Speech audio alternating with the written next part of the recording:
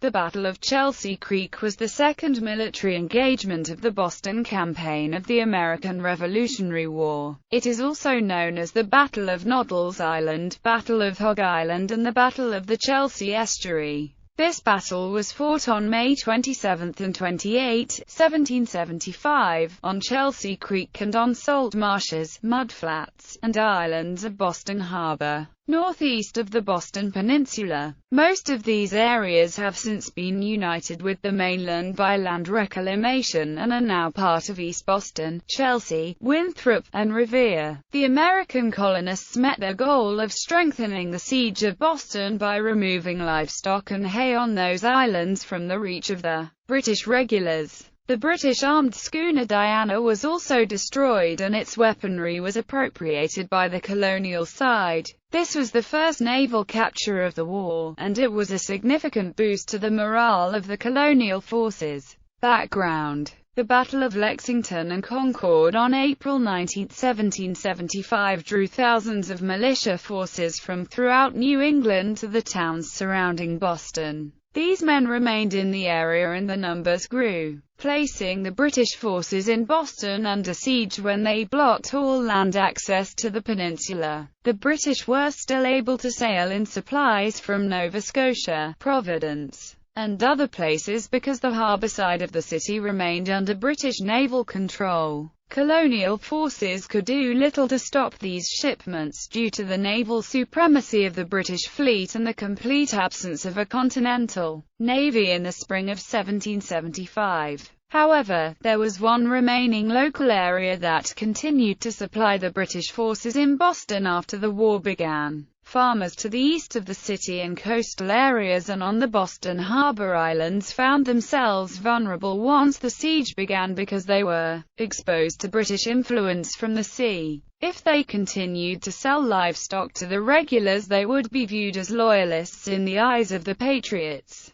But if they refused to sell, then the British would consider them rebels and raiding parties would simply take what they wanted. On May 14, the Massachusetts Committee of Safety under Joseph Warren issued the following order: resolved, as their opinion, that all the livestock be taken from Noddle's Island, Hog Island, Snake Island, and from that part of Chelsea near the sea coast, and be driven back, and that the execution of this business be committed to the committees of correspondence and selectmen of the towns of Medford, Malden, Chelsea, and Lynn, and that they be supplied with such a number of men as they shall need from the regiment now at Medford. A few days before the battle, Warren and General Artemas Ward, commander of the besieging forces, inspected Noddle's Island and Hog Island, which lay to the northeast of Boston, and east of Charlestown. They found no British troops there but plenty of livestock. The animals in other coastal areas had been moved inland by their owners. On May 21, the British had sailed troops to Grape Island in the outer harbor near Weymouth to get hay and livestock, and had been driven off by militia mustered from the nearby towns, which then removed the livestock and burned the hay on the island. The British Navy around occupied Boston was under the command of Vice Admiral Samuel Graves. The Royal Marines were under the command of Major John Pitcairn. The British forces as a whole were led by Governor-General Thomas Gage. Graves had, in addition to hay and livestock, hired storage on Noddle's Island for a variety of important naval supplies, which he felt were important to preserve, owing to the almost impossibility of replacing them at this juncture. Prelude to battle. Vice Admiral Graves, apparently acting on intelligence that the colonials might make attempts on the islands, posted guard boats near Noddle's Island. These were longboats that included detachments of Marines. Sources disagree as to whether or not any regulars or Marines were stationed on Noddle's Island to protect the naval supplies. The regiment now at Medford, mentioned by the Committee of Safety, was Colonel John Stark's 1st New Hampshire Regiment of about 300 men stationed near Winter Hill with its headquarters in Medford. Taking his instructions from General Ward, Stark and his regiment crossed the bridge over the Mystic River just after midnight on May 27. Their route took them far to the north of Chelsea Creek through Malden and parts of what are now the cities of Everett and Revere. Additional local men most likely joined them during their march. Hog Island was accessible at low tide from the east by fording Belle Isle Creek near the current location of Belle Isle Marsh Reservation. This crossing was effected without Graves Guard boats taking notice. Stark began to move his force to Hog Island at about 10 a.m. and directed most of his men to round up livestock there while he forded Crooked Creek to Noddle's Island with a group of 30 men. Stark's small contingent on Noddle's Island scattered into small groups, killed the animals they could find, and set fire to haystacks and barns. Battle Island. The British first took notice when they spotted the smoke from the burning hay. Vice Admiral Graves on his flagship, HMS Preston, saw smoke from the burning hay at about 2 p.m., and signaled for the Guard Marines to land on Noddle's Island, which they did, engaging Stark's scattered forces. Graves also ordered the schooner Diana, under the command of his nephew Lieutenant Thomas Graves, to sail up Chelsea Creek to support the operation and cut off the colonists' escape. Eventually, a combined force of roughly 400 Marines was landed, formed ranks and began to systematically drive Stark's men back to the east. The colonists fled without fighting until they reached Crooked Creek. There they dropped into marshy ditches and fired on the pursuers from strong defensive positions. A pitched battle followed, in which the colonists squatted down in a ditch on the Marsh and engaged in a hot fire until the regulars retreated. The Marines withdrew from their positions to the interior of Noddle's Island, and Stark's men left Crooked Creek to join the main body of his forces on Hog Island. Diana and the other vessels continued northeast up Chelsea Creek in pursuit.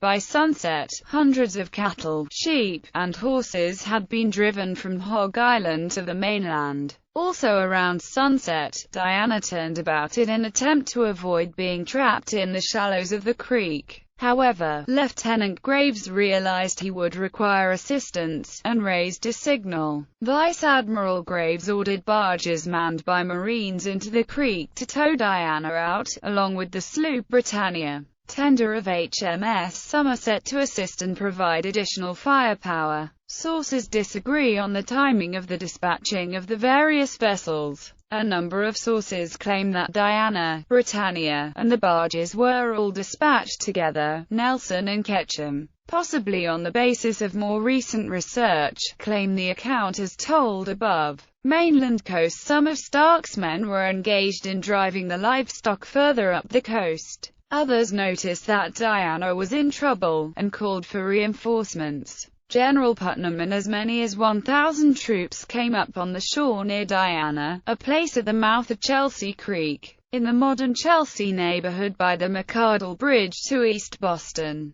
Putnam waded out into the harbor up to his waist and offered quarter to the sailors of Diana if they would surrender. But its cannon continued to fire, and attempts to tow her into deeper water continued. Colonial forces continued firing on the ship, supported by two field pieces positioned on the shore. Britannia and field pieces the British had landed on Noddle's Island also joined the cannonade. At about 10 p.m., the British rowers were forced to abandon the rescue of Diana due to the heavy fire. Diana drifted and ran aground again on the Mystic River side of the Chelsea coast, tipping onto one side. Lieutenant Graves abandoned Diana and transferred his men to Britannia, which was successfully towed to deeper water. American forces boarded Diana and rapidly removed everything of value, including guns, rigging, sails, clothing, and money. They laid hay under the stern to serve as kindling, and the vessel was set on fire at about 3 a.m. to prevent it from falling back into British hands.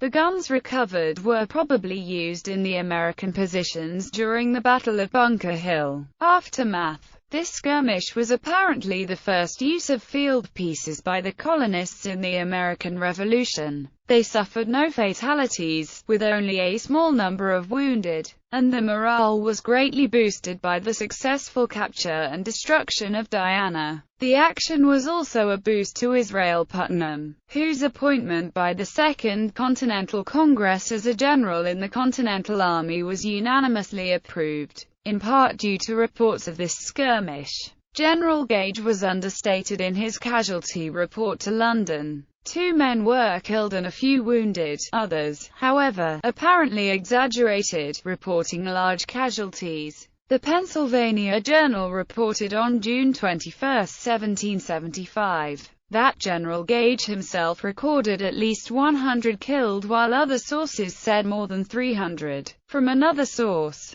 the regulars were said to have suffered very much, not to have had less than 200 killed and wounded. The loss was probably greatly exaggerated. That, however, had a good effect on the provincials. The affair was a matter of no small triumph to them, and they felt upon the occasion more courageous than ever. Gage ordered cannon mounted on Copp's Hill in Boston, and Vice Admiral Graves moved the Somerset, which had been stationed in the shallow waters between Boston and Charlestown, into deeper waters to the east of Boston, where it would have improved maneuverability if fired upon from land. He also belatedly sent a detachment of regulars to secure Noddle's Island. The colonists had long before removed or destroyed anything of value on the island. Geographic Changes. In the years since the American Revolution, the geography of the Boston area has undergone significant expansion, and the islands named Hogg and Noddles are no longer islands. In the late 19th and early 20th century, the channel that separated Noddles and Hogg was filled in, and that between Hogg Island and the mainland was filled in over the course of the late 19th century and early 20th century, leaving just a small, narrow creek between the former islands and the mainland. In terms of modern geography, the Orient Heights neighborhood of East Boston is the present location of Hogg Island on nearby Breed's Island, and much of the remainder of East Boston is what was then Noddles Island. The Chelsea Creek has been narrowed due to the expansion of Chelsea and has been dredged and straightened to create a deep shipping channel, while occasional attempts have been made to locate the remains of the Diana in Chelsea Creek, which has been extensively dredged and industrialized in the years since the battle. No wrecks found in that body have been identified as hers. In 2009, the National Park Service gave funds for a state-led effort to locate the wreck.